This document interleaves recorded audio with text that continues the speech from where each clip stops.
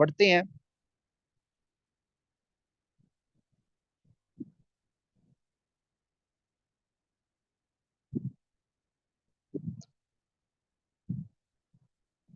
अस्सलाम वालेकुम एवरीवन। तो अभी हम सेशन स्टार्ट करने लगे हैं मिस मिशाल मुमरेज के साथ। और मिस मिशाल मुमरेज को मैं थैंक यू कहता हूँ कि उन्होंने अपना टाइम निकाला, क्योंकि अभी रिसेंटली उनकी ज्वाइनिंग हुई है और यही वीकेंड उनका शायद पहला वीकेंड था। तो थैंक यू मिशाल। तो मिशाल, आप क्या सुन रही हैं मेरी आवाज़? Thank you. अस्सलाम वालेकुम। सबसे पहले मैं आपका शुक्रिया अदा करना चाहूँगी कि आपने ये प्लेटफॉर्म मुझे प्रोवाइड किया अपने एक्सपीरियंस देने के लिए। Thank you so much. तो मिशाल, हम सेशन को स्टार्ट करते हैं। तो सबसे पहले आप अपना इंट्रोडक्शन करवा दें, ताकि जिन लोगों को आपका नहीं पता उनको पता चल जाए। आई एम मिशेल ममरेज and currently working as food grain inspector Rawalpindi. मैंने रिसेंटली पीपीएससी का एग्ज़ाम पास किया और ये हमारी जो रावलपिंडी डिवीजन की एक ही सीट थी जिस पे मेरी एलोकेशन हुई है। और ये मेरी जो जीके का था सारा, वो मैंने गूगल लाइसियम से अपनी प्रिपरेशन स्टार्ट की थी। और फर्स्ट बैच जो गूगल लाइसियम का था, मैंने अपनी प्रिपरेशन गूगल लाइसियम को ज्वाइन करके स्टार्ट की थी। और अल्हम्दुलिल्लाह आज मैं फूड ग्रेन इंस्पेक्टर हूँ। और इसका क्रेडिट ख़ास तौर पे जाता है उसामा को, कि इन्होंने हमें स्टेप बाय स्टेप गाइड किया, मैप्स के थ्रू गाइड किया। कोई भी इवेंट होता था तो उसकी हिस्ट्री ये बताते हैं। उसके साथ ये ज्योग्राफी के सारा जो क्वेश्चंस है वो कवर करवाते हैं। और जो मैंने जो प्रिपरेशन स्टार्ट की थी,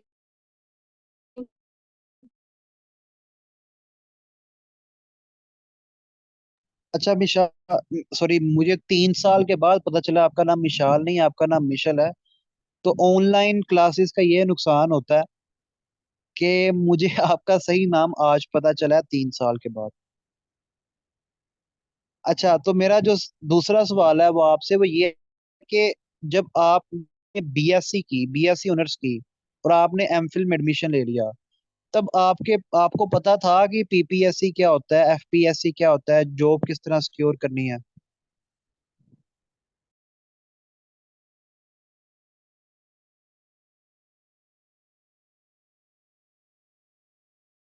अभी इंटरनेट डिस्कनेक्ट हो गया है मिशेल मुमरेज का, तो अभी इनका दोबारा कनेक्ट होता है। जी मिशेल, अस्सलाम मेरा वालेकुम। सवाल ये था जी कि बैचलर्स डिग्री के बाद जी जब आपने एमफिल में एडमिशन लिया, तो तब क्या जी जी। आपको आइडिया था कि पीपीएससी क्या होता है, एफपीएससी क्या होता है, और गवर्नमेंट जॉब आप किस तरह सिक्योर कर सकती हैं? जब मैंने बैचलर्स के बाद एमफिल में एडमिशन लिया था तो मेरे पास कोई गाइडेंस नहीं थी बिल्कुल भी। मैंने सिर्फ पीपीएससी का नाम सुना हुआ था और मुझे वन पेपर का बिल्कुल आइडिया नहीं था कि वन पेपर कहते किसे हैं। जब आपका सेशन आया था, फर्स्ट बैच जो स्टार्ट किया था आपने, मैंने वो ज्वाइन किया और उसके बाद मुझे पता चला कि पीपीएससी क्या है और वन पेपर क्या होता है। वो सारा कुछ मैंने आपसे गाइडेंस के बाद सीखा और मुझे पता चला कि इसको प्रिपेयर कैसे करना है। अच्छा, तो मिशाल आपकी जो डिग्री है, सॉरी मिशेल, आपकी जो डिग्री है वो फूड साइंस एंड टेक्नोलॉजी है। तो जी आप ये बताएं कि आप फूड ग्रेन इंस्पेक्टर की जॉब आपने सिक्योर की है, तो आपकी डिग्री कितना काम आई है इस जॉब को हासिल करने के लिए? आपकी डिग्री कितना आपके काम आई है? मेरी डिग्री तो फूड टेक्नोलॉजी की है, लेकिन जो पेपर था सारा फूड ग्रेन इंस्पेक्टर का वो सारा जनरल नॉलेज बेस्ड था। तो इसमें रिटन जो एग्जाम था उसमें तो बिल्कुल भी फूड का कुछ भी नहीं पूछा गया था। सारा जनरल नॉलेज बेस्ड पेपर था। और इसमें जनरल नॉलेज में जितने भी 9 सब्जेक्ट्स हैं, पाक स्टडी, इस्लामियात, current affairs, geography, English, maths, Urdu, ये सारे थे। अच्छा, आप अपना लेकिन जब एग्जाम का एक्सपीरियंस शेयर कीजिएगा। जी जी। कि आपका रिटर्न जो एग्जाम का एक्सपीरियंस कैसा रहा, और जब आप तैयारी कर रही थी तब आपको क्या ये ख्याल आते थे कि ये आपका नहीं होगा क्लियर? क्योंकि जब स्टूडेंट्स तैयारी कर रहे होते हैं तब उनको ये दिमाग में चल रहा होता है कि मेरा तो शायद पेपर ही नहीं क्लियर होगा, मुझे जॉब मिलनी या नहीं मिलनी। आपकी तो सीट भी एक थी, आपकी तो जी एक सीट थी और कई कैंडिडेट्स थे, तो आपको अप्लाई करते हुए ये नहीं आया कि एक ही सीट है तो मेरी पता नहीं होनी भी है या नहीं होनी? जी बिल्कुल। मेरे साथ भी इसी तरह का कुछ हुआ था। मैं जब अप्लाई कर रही थी उस वक्त तो मैंने अप्लाई कर दिया कि एक सीट है, चलो ट्राई कर लेंगे। उसके बाद जो ये हुआ था कि पीपीएससी ने कहा कि ये जो जॉब्स हैं फूड ग्रेन इंस्पेक्टर की, जितनी भी फूड की जॉब्स हैं, ये अब डिपार्टमेंट के थ्रू आएंगी, वो कैंसिल कर रहे थे इनको। तो काफी टाइम बाद फिर इन्होंने टेस्ट अनाउंस किया कि ये आपका टेस्ट होगा। तो जब मैं दूसरे टेस्ट की प्रिपरेशन कर रही थी और मैंने बिल्कुल ही मेरे माइंड में नहीं था कि ये अचानक से टेस्ट आ जाएगा। लेकिन ये था कि अल्हम्दुलिल्लाह मैंने आपका सेशन ज्वाइन किया हुआ था, मेरी बेसिक्स बहुत अच्छी से क्लियर थी। और मैंने फिर आपके यूट्यूब चैनल से मैथ्स की जो रीजनिंग के question, analytical ratio proportion, age problem, जो भी आपने वहाँ पे मैथ्स के क्वेश्चन डिस्कस किए वहाँ से प्रिपेयर किए और मैंने ये कर लिया। लेकिन जब मैं प्रिपरेशन कर रही थी तो मेरे माइंड में ये था कि बिल्कुल नहीं होगा, क्योंकि एक सीट है और ऊपर से जो है एक सीट जब होती है तो सिफारिश भी बहुत ज्यादा होती है। और पूरे डिवीजन की एक ही सीट थी और 4 डिस्ट्रिक्ट थे उसमें, और मुझे लग रहा था कि मेरा नहीं हो सकेगा। लेकिन ये है कि मैंने अपनी प्रिपरेशन जारी रखी और अल्लाह पे यकीन रखा, और साथ में मेरा ये था कि इंशाल्लाह अगर मैंने मेहनत की तो पेपर देने में कोई हर्ज नहीं है। लेकिन जब टेस्ट की डेट आ गई तो मैंने कहा कि एक ही सीट है। मेरे जहन में बार बार यही ख्याल आ रहा था कि एक ही सीट है और पता नहीं होगा कुछ या नहीं होगा, देने का कोई फायदा नहीं है। लेकिन फिर मैंने फिर भी थोड़ा तैयारी करके और वो टेस्ट दे दिया। तो अल्हम्दुलिल्लाह अल्लाह पे यकीन था, मेहनत थी, आपका सेशन ज्वाइन किया वो था, मेरी बेसिक्स क्लियर थी, तो ये सीट जो है, एक सीट जो थी वो मैंने अचीव कर ली। अच्छा मिशल, जब आपने बैच 1, अब बैच 1 जो था वो मेरा बैच 1 था, यानी मैं जी पहली दफा पढ़ाने लगा था। जब आपने बैच 1 ज्वाइन करना था तब आपके माइंड में नहीं आया कि इस बंदे का बैच 1 ज्वाइन कर रहे हैं हम? ये 3 साल पुरानी वैसे बात है, 2020 की बात है, तब आपकी एमफिल चल रही होगी। तो तब आपके माइंड में ये नहीं था आया कि बैच में पता नहीं क्या होगा क्या नहीं होगा? तो बैच ज्वाइन करने के बाद आपको क्या फायदा हुआ, क्या डिफरेंस फील हुआ था आपको? असल में इससे पहले, आपके बैच से पहले मैंने कोई ऑनलाइन एकेडमी कुछ भी नहीं ज्वाइन किया हुआ था जॉब से रेलेवेंट। तो आपका बैच मैंने ज्वाइन किया तो उसके बाद मुझे पता चला कि पीपीएससी है क्या, इसमें सीट्स, जनरल सीट्स कौन सी होती हैं, प्रोफेशनल कौन सी सीट्स होती हैं, वन पेपर क्या है। उससे मेरे नॉलेज में काफ़ी इजाफा हुआ, मुझे गाइडेंस मिली। तो मुझे अच्छा लगा कि मुझे कहीं से गाइडेंस मिली है, मेरी काउंसलिंग हुई है। तो ये मेरे लिए बहुत अच्छा साबित हुआ कि मैंने आपका बैच जैसे भी ज्वाइन किया, किसी फ्रेंड के थ्रू ज्वाइन किया या जैसे भी किया, लेकिन इससे मुझे काफ़ी बेनिफिट हुआ। तो ये मेरे लिए बहुत अच्छा रहा है।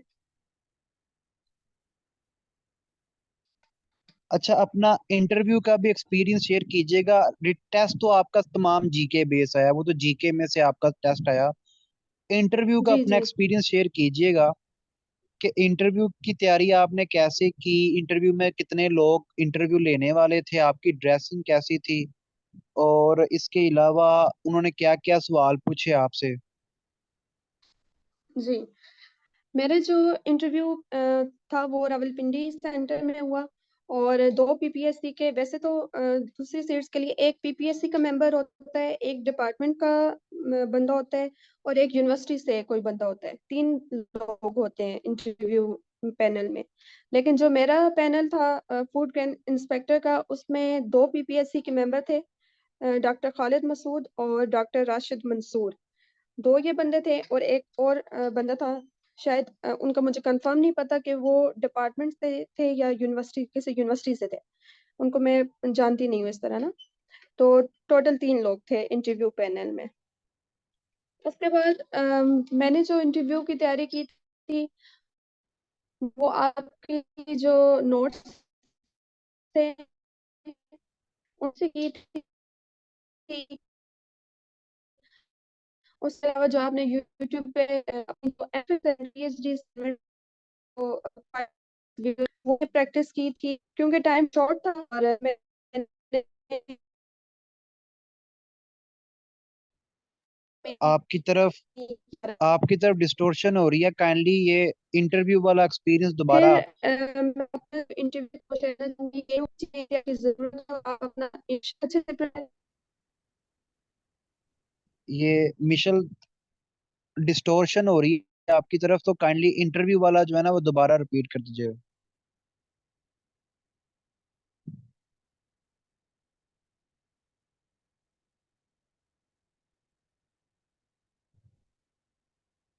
एक मिनट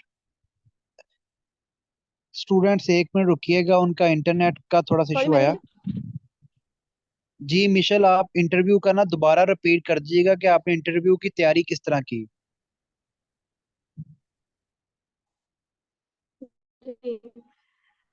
मैंने इंटरव्यू की तैयारी इससे की कि जो आपके नोट्स जो आपने ग्रुप्स में डाटा किया था मैंने वो किया।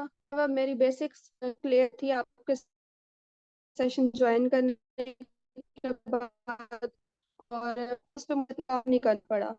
मैथ्स पोर्शन वो आपकी जो 6 वीडियोस जो है फिलहाल पीएचडी के टेस्ट में अपलोड करनी है। टाइम शॉर्ट था, मैंने वो वाली वीडियोस आप देखो कौन से थे, तो इससे मेरा काफी अच्छा टेस्ट हो गया और अच्छा। ऑलमोस्ट मैंने अच्छे से कर लिया कवर। अच्छा, कि पैनल ने कोई भी आपसे व्यू होता क्वेश्चंस है क्या आपका पूछे किसी थे? जी जी मैं वो शेयर करती हूँ आपसे। सबसे पहले उन्होंने मुझसे पूछा था कि आप इंट्रोड्यूस कराएं खुद को।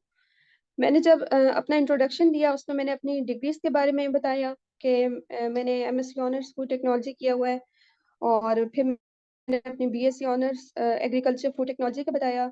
उसके बाद मैंने बताया कि मैंने रिसेंटली एक प्रोजेक्ट किया है एग्रीकल्चर एक्सटेंशन डिपार्टमेंट के साथ। जब मैंने कहा मैंने एक प्रोजेक्ट किया एग्रीकल्चर एक्सटेंशन डिपार्टमेंट के साथ, तो उन्होंने कहा कि डिफाइन एग्रीकल्चर एक्सटेंशन। उन्होंने उसकी डेफिनेशन पूछी। फिर उन्होंने क्वेश्चन किया कि do you think that you are over qualified for this job. असल में जो फूड ग्रेन इंस्पेक्टर की रिक्वायरमेंट थी वो एफएससी थी। एफएससी तक कोई भी बंदा किसी भी सब्जेक्ट अप्लाई कर सकता था। तो उन्होंने मुझसे कहा कि आपकी जो डिग्री वो एमएससी ऑनर्स फूड टेक्नोलॉजी है, तो आपको नहीं लगता कि आप ओवर क्वालिफाइड है इस जॉब के लिए। उसका मैंने आंसर किया। फिर उन्होंने कहा कि आपकी क्वालिटीज क्या है। उसके बाद उन्होंने क्वेश्चन किया कि why I give this job to you, हम आपको ये जॉब क्यों दें। फिर मैंने उनको इसका आंसर किया। फिर एक और क्वेश्चन उन्होंने कहा कि योर फेवरेट पर्सनैलिटी और you are impressed from which personality. इस तरह के क्वेश्चंस उन्होंने किए। फिर उन्होंने डिपार्टमेंट के रेलेवेंट मुझसे पूछा कि जॉब ड्यूटीज क्या होती हैं फूड ग्रेन इंस्पेक्टर की। उसके बाद उन्होंने फूड डिपार्टमेंट के फंक्शंस पूछे। फिर दूसरे जो मेंबर थे उन्होंने मुझसे पूछा कि what is difference between state and government. उसके अलावा उन्होंने मुझसे पूछा कि न्यूट्रिशन को डिफाइन करें, माइक्रो न्यूट्रिएंट्स और मैक्रो न्यूट्रिएंट्स में क्या डिफरेंस होता है उनकी एग्जांपल्स दें। फिर उन्होंने पूछा कि पोर्ट्स ऑफ पाकिस्तान के बारे में बताएं। फिर पाकिस्तान के प्रोविंसेस का पूछा उन्होंने, नेपाल और यूके के कैपिटल का पूछा। फिर उन्होंने कहा कि अगर is there any food insecurity in our country, अगर हमारे कंट्री में फूड इनसिक्योरिटी है तो उसकी, अगर है तो उसकी वजह बताएं क्यों है। इसके अलावा उन्होंने मुझसे पूछा कि व्हाट आर रबी क्रॉप्स और उनके एग्जांपल दें। फिर उन्होंने कहा कि जो रबी क्रॉप्स के अलावा क्रॉप्स होती हैं उन्हें क्या कहते हैं। और उसके अलावा फिर उन्होंने जो थर्ड मेंबर थे उन्होंने मुझसे पूछा कि what are different methods of food preservation. Food preservation के मेथड्स उन्होंने पूछे। और फिर लास्ट में उन्होंने कहा कि अपने डिस्ट्रिक्ट के बारे में बताएं। तो मैं एक चीज शेयर करना चाहूंगी सब स्टूडेंट से, कि जब भी आपका किसी भी जॉब का इंटरव्यू हो, किसी भी डिपार्टमेंट की चाहे वो पोस्ट हो, तो 4-5 चीजें जो है वो आपको मस्ट करनी चाहिए प्रिपेयर। सबसे पहले अपना इंट्रोडक्शन। उसके बाद अपनी डिस्ट्रिक्ट प्रोफाइल, आप जिस भी डिस्ट्रिक्ट से बिलोंग करते हैं थर्ड, जिस जॉब के लिए आपने अप्लाई किया था उसकी जॉब डिस्क्रिप्शन आपको पता होनी चाहिए। फोर्थ, जैसे हमारा पंजाब फूड डिपार्टमेंट है या एग्रीकल्चर डिपार्टमेंट है, तो इन डिपार्टमेंट्स की वेबसाइट्स आपको ठीक से पता होनी चाहिए कि वहाँ पे कौन से प्रोजेक्ट्स बताएंगे, कौन से इनिशिएटिव्स चल रहे हैं, ये सारी चीज़ें आपको पता होनी चाहिए। कोई अगर डिपार्टमेंट की पॉलिसीज आई हैं वो आपको पता होनी चाहिए। डिपार्टमेंट की हायरार्की आपको पता होनी चाहिए। उसके अलावा जो भी डिपार्टमेंट की हिस्ट्री है, डिपार्टमेंट कब बना, ये सारी चीज़ें आपको पता होनी चाहिए। उसके अलावा जो आप जॉब जिसके लिए अप्लाई किया है उसमें अगर कोई स्पेसिफिक डेफिनेशंस या टर्म्स आ रही हैं उससे रेलेवेंट, या उससे रेलेवेंट कोई एक्ट है, उसके बारे में आपको इंफॉर्मेशन होनी चाहिए। या अब जैसे हमारा फूड डिपार्टमेंट था, तो फूड को लेके जो क्राइसिस चल रहे हैं, करंट इश्यूज चल रहे हैं, वो हमें पता होने चाहिए। तो ये जो सारी चीजें हैं, ये आपको पता होनी चाहिए। आप जिस तरह रिटन टेस्ट की प्रिपरेशन करते हैं, आपको उससे ज्यादा इंटरव्यू की प्रिपरेशन करनी चाहिए। अच्छा मिशल, तो ये था आपने, मेरा एक्सपीरियंस जी। अब एक मिथ बनी हुई है जी पीपीएससी एफपीएससी में सीट्स बिकती हैं, तो आपने क्या सीट खरीदी थी या आपको अल्लाह ताला ने मेहनत का सिला में दी, मेहनत के सिले में दी? जी बिल्कुल, मिथ तो बनी हुई है कि सीट्स बिकती हैं। और मेरा भी यही ख्याल था। जब मेरा जब टेस्ट देने से पहले ना, मेरा भी यही ख्याल था कि एक ही सीट है, तो सिफारिश पे होना है, जो कुछ भी होना है, बेशक हम टेस्ट दे लें जो कुछ भी। लेकिन अल्हम्दुलिल्लाह, अल्लाह का शुक्र है, मेरी कोई सिफारिश नहीं थी, किसी की भी सिफारिश नहीं थी, सिर्फ अल्लाह की सिफारिश थी। और उसी वजह से मुझे ये सीट मिली है। और अल्लाह का शुक्र है कि बगैर सिफारिश के मुझे ये सीट मिली है, और एक ही सीट थी। और अल्लाह ने मुझे इस काबिल समझा, और ये मेरी मेहनत का सिला था, मेरे पेरेंट्स की दुआएं थी, और आपकी गाइडेंस थी, जिसकी वजह से मैं ये अचीव कर सकी। अच्छा, तो एक सवाल है कि आपके रिटर्न में कितने मार्क्स थे, और अच्छा आप अपने रिटर्न और इंटरव्यू के मार्क्स भी बता दें।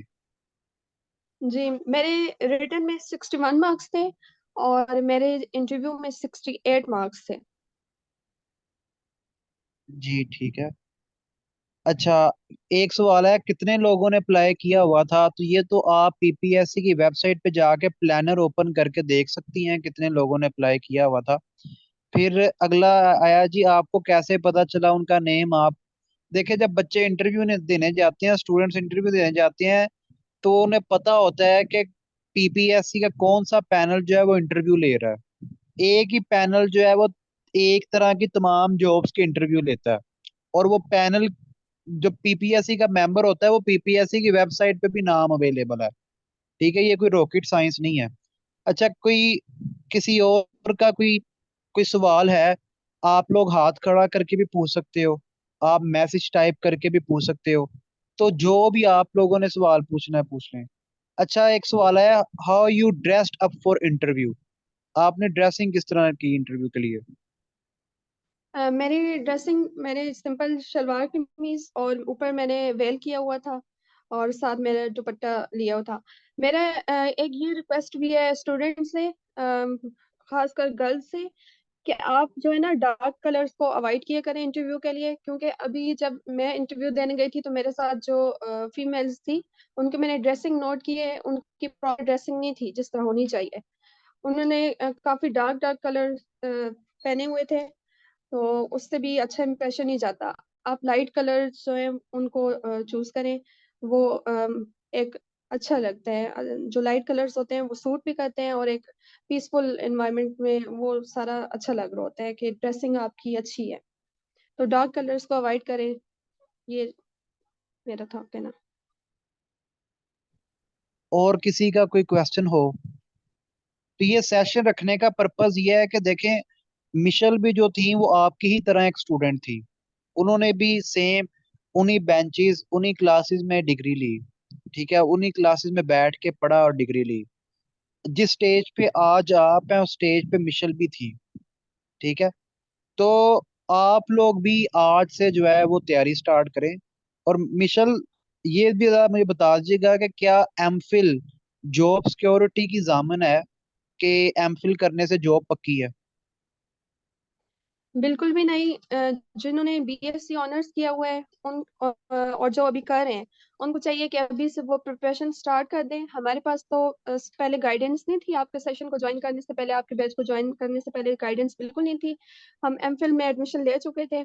लेकिन जो अभी स्टूडेंट्स हैं उनसे यही मैं कहना चाहूंगी, यही मशवरा है कि आप लोग जो बीएससी कर चुके हैं वो एमफिल की तरफ ना जाएं, पहले अपनी जॉब सिक्योर करें।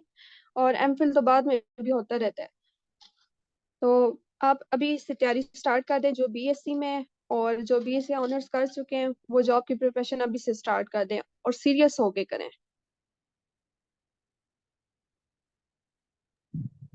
देखें, आजकल जो फाइनेंशियल सिचुएशन मुल्क की चल रही है, तो प्राइवेट स्कूल और प्राइवेट कॉलेजेस वाले ही एमफिल रिक्वायर करते हैं, एमफिल मांगते हैं। सिर्फ प्राइवेट स्कूल और प्राइवेट कॉलेजेस वाले या रिश्ते वाले एमफिल मांगते हैं। जो गवर्नमेंट जॉब्स हैं लेक्चरर की, उसमें एमफिल रिक्वायर्ड नहीं है। ठीक है।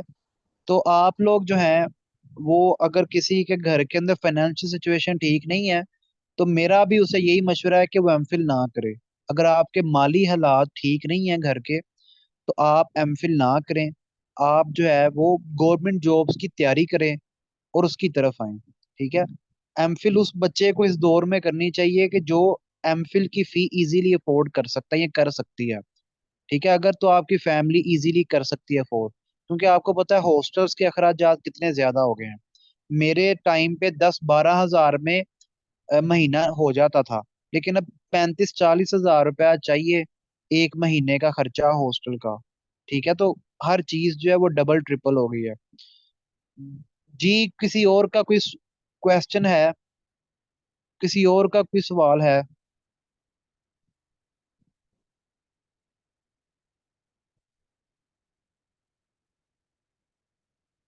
जी मिशल, आप कुछ और कहना चाहती होंगी? मैं यही कहना चाहती हूँ कि आप लोग मैंने जो लर्न किया है, जो एक्सपीरियंस किया है, वो यही है कि जो एमफिल है वो आप बिल्कुल उस तरफ जाने की ज़रूरत नहीं है। बीएससी जिन्होंने किया हुआ है वो जॉब के लिए अप्लाई कर रहे हैं। और एक और चीज़, मैंने डिफरेंट जगहों पे मैंने अप्लाई किया था गवर्नमेंट, जो पीपीएससी के अलावा मैंने डिफरेंट जगहों पे अप्लाई किया था। मैंने जेडटीबीएल में भी अप्लाई किया, और मैंने लेक्चरार की पोस्ट जो यूनिवर्सिटीज़ में आती हैं उनके लिए भी अप्लाई किया। मैंने इंडस्ट्रीज़ को भी अपनी सीवी भेजी। लेकिन ये जो सारे इदारे हैं यहाँ पे सिफारिश चलती है, ये इन अदारों में सिफारिश चलती है। लेकिन जो गवर्नमेंट के अदारे हैं जैसे एफपीएससी, पीपीएससी, आप लोगों को यहाँ पे ज्यादा से ज्यादा ट्राई करना चाहिए। दूसरी जगहों पे ट्राई करने का कोई फायदा नहीं है, क्योंकि मैंने खुद ट्राई करके देखा है। जब तक आपकी सिफारिश नहीं है या आपको कोई जानने वाला नहीं है इंडस्ट्रीज में या इस तरह, तो आपकी जॉब वहाँ पे नहीं हो सकती। और मैं ये कहना चाहूंगी कि आप लोग ज्यादा से ज्यादा अपना जो फोकस है, अपनी जो जॉब है, वो पीपीएससी के थ्रू अचीव करने की कोशिश करें, एफपीएससी के थ्रू अचीव करने की कोशिश करें। अच्छा, एक सवाल आया है कि फूड इंस्पेक्टर में कोई और फील्ड वाले अप्लाई नहीं कर सकते? देखिए, फूड इंस्पेक्टर में तमाम सब्जेक्ट्स के लोग अप्लाई कर सकते हैं। ये जस्ट फूड टेक्नोलॉजी या एच एंड डी के लिए नहीं है। केमिस्ट्री, फिजिक्स, तमाम लोग अप्लाई कर सकते हैं। अच्छा, तो वो सवाल आया कि सर मैम के मार्क्स कितने थे मैट्रिक, एफएससी और बीएस के? देखो, पीपीएससी एफपीएससी में ना, ये मैट्रिक, एफएससी, बीएस के मार्क्स जो है वो मैटर इतना नहीं करते। मैटर क्या करती है कि आपके रिटन टेस्ट में कितने मार्क्स हैं, आपके इंटरव्यू में कितने मार्क्स हैं। अगर आपका रिटन टेस्ट क्लियर है, इंटरव्यू क्लियर है, तो फिर जाके एकेडमिक की बात आती है। ठीक है। और मिशल मिशल की जो सीजीपी, आप बता दें अपनी सीजीपी, आपकी सीजीपी कितनी थी, शायद इनको थोड़ी तसल्ली हो जाए। मेरी जो बीएससी की सीजीपीए थी वो 3.9 थी, और एमएससी ऑनर्स की मेरी 3.86 थी। अच्छा, अब स्टूडेंट्स, मैंने मेरे वो भी स्टूडेंट्स गवर्नमेंट जॉब पे लगे हैं जिनकी 3.1 सीजीपीए भी थी, जिनकी 3.2 सीजीपीए भी थी। 2.8 वाले भी गवर्नमेंट जॉब कर रहे हैं। 2.7 वाला भी गवर्नमेंट जॉब पे लग जाता है। सीजीपीए या मार्क्स मैटर नहीं करते। सबसे पहले आपने क्या क्लियर करना होता है? रिटन टेस्ट क्लियर करना होता है। उसके बाद आपका इंटरव्यू होता है, इंटरव्यू आपने क्लियर करना है। जब आपका रिटन टेस्ट इंटरव्यू हो जाते हैं, तीसरी चीज फिर आती है एकेडमिक की। बेशक आपने गोल्ड मेडल क्यों ना लिया हो, अगर आपका रिटन टेस्ट ही पास ना हो तो कोई आपको इंटरव्यू के लिए नहीं बुलाता। अगर आप सिल्वर मेडलिस्ट हैं, गोल्ड मेडलिस्ट हैं, पूरे पाकिस्तान में आपने टॉप किया है, और अगर आपका रिटन रिटन में फेल है तो इट मीन्स के फेल है। अगर आपका रिटन क्वालिफाई नहीं होता तो आपके गोल्ड मेडल का कोई फायदा नहीं है। किसी ने मुंह भी नहीं लगाना कि इसके पास गोल्ड मेडल है, चलो इंटरव्यू ले लो। ठीक है, तो ये जो आपका एकेडमिक अचीवमेंट्स हैं, ये बात की बातें हैं।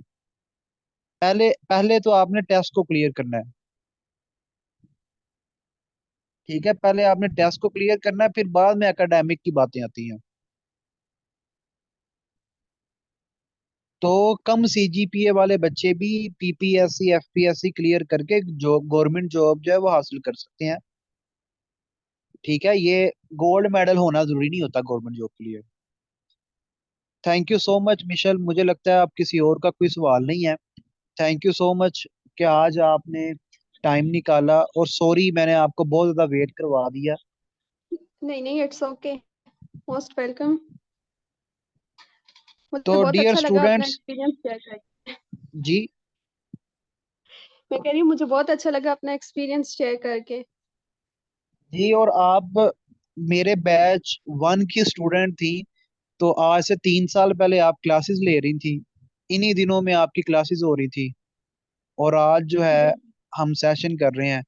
तो मुझे बहुत खुशी होती है कि जब मेरे स्टूडेंट्स का टेस्ट क्लियर होता है, उनकी जॉब होती है, तो मेरी तो यही दुआ होती है कि मेरे तमाम स्टूडेंट्स के टेस्ट क्लियर हो, उनकी जॉब हो। तो मिशल भी आपकी तरह ही एक स्टूडेंट थी। ठीक है, उनको भी बिल्कुल भी किसी चीज का आइडिया नहीं था, लेकिन उन्होंने तैयारी स्टार्ट की, और अल्लाह ताला उनके रास्ते बनाता चला गया। तो आप लोग भी हिम्मत करें, तैयारी स्टार्ट करें, तो अल्लाह ताला आपकी भी मदद करेगा। जो पीपीएससी एफपीएससी, इसमें मेरिट बेस जो है वो अपॉइंटमेंट्स होती हैं, लोकेशंस होती हैं। कोई सिफारिश नहीं चाहिए, कोई पैसे नहीं चाहिए। ठीक है, कुछ नहीं चाहिए, जस्ट आपकी मेहनत चाहिए। ठीक है, आप पीएचडी भी कर लो, आपको गवर्नमेंट जॉब बगैर टेस्ट क्लियर किए नहीं मिलने। जी, पीपीएससी के अंदर नेगेटिव मार्किंग होती है, पीपीएससी के अंदर नेगेटिव मार्किंग होती है, एफपीएससी के अंदर नेगेटिव मार्किंग नहीं होती। तो मैंने पिछले साल भी एमफिल वालों को समझाया था कि एमफिल में तो चलो एडमिशन ले लो, लेकिन साथ साथ गवर्नमेंट जॉब की तैयारी करो। और यही बात मैं आप लोगों को समझाऊंगा कि एमफिल के अंदर आप लोग 4-5 लाख रुपए लगा दोगे, तो वो तभी आपको फायदा देगा जब आप साथ गवर्नमेंट जॉब की तैयारी करोगे। अगर आपने गवर्नमेंट जॉब्स की तैयारी नहीं करनी, तो MPhil is just a page. ठीक है, अ पीस ऑफ पेपर। तो एमफिल जो है कागज का टुकड़ा ही होगा आपके लिए। ठीक है, वो आपको किसी एमफिल वाली जॉब के लिए एलिजिबल तो कर देगा, लेकिन जॉब नहीं देगा। तो गवर्नमेंट जॉब्स लेनी है तो जीके करना पड़ेगा। ठीक है, तो आप लोग जो है गूगल लाइसेंस का बैच नंबर 22 ज्वाइन कर सकते हैं। ठीक है, मे भी मैं कोई बैच 23 इस साल ना करूं, बैच 23 अगले साल है। ठीक है, तो बैच 22 के बाद बैच 23 जो है वो अगले साल आए। तो क्योंकि मैं नवंबर दिसंबर के अंदर कम ही पढ़ाता हूँ, तो अगर कोई भी आपका सवाल हो, कुछ भी हो, तो आप व्हाट्सएप के ऊपर कांटेक्ट कर सकते हैं। बाकी जो लोग लेट हैं, वो गूगल लाइसिम के यूट्यूब चैनल के ऊपर जाके तो ये पूरी की पूरी वीडियो देख लीजिएगा, मैं अभी यूट्यूब के ऊपर अपलोड कर दूंगा। थैंक यू सो मच मिशर, आपने अपना टाइम दिया। तो यूट्यूब के मोस्ट ऊपर अभी वेलकम। वीडियो आ जाएगी। तो ये सेशन डिटेल्स हैं बैच नंबर 22 की, ये सेशन डिटेल्स हैं,